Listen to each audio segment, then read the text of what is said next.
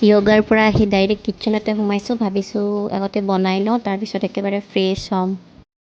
ৰাতি ভিজাই থোৱা বুট মাহখিনি গোটেইখিনি মই ধুনীয়াকৈ ধুই মেলি আদা অকণমান দি, ধনিয়া পাত অকণমান আৰু নৰসিংহ পাত অকণমান দি ভালকৈ পেষ্ট এটা বনাই ল'লোঁ। তাতে অকণমান পানী মিক্স কৰিছোঁ আৰু লগতে নিমখ আৰু হালধি আৰু অলপ বেচন দিছোঁ, যাতে মানে বস্তুটো ভালকৈ চিল্লা টাইপ হয় আৰু নহ'লে ভাঙি যাব পাৰে। লগতে 2টা জলকীয়াও দিছিলোঁ পিছোতে। নিমখ, হালধি আৰু বেচন দিয়া ক্লিপটো থাকি গ'ল।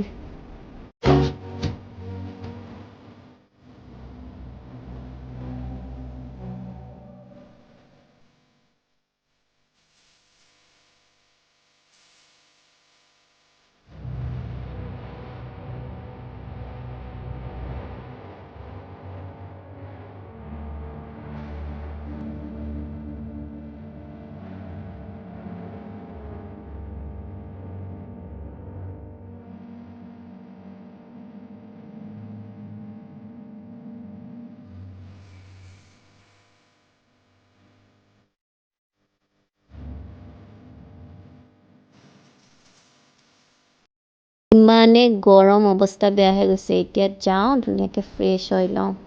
Bye bye.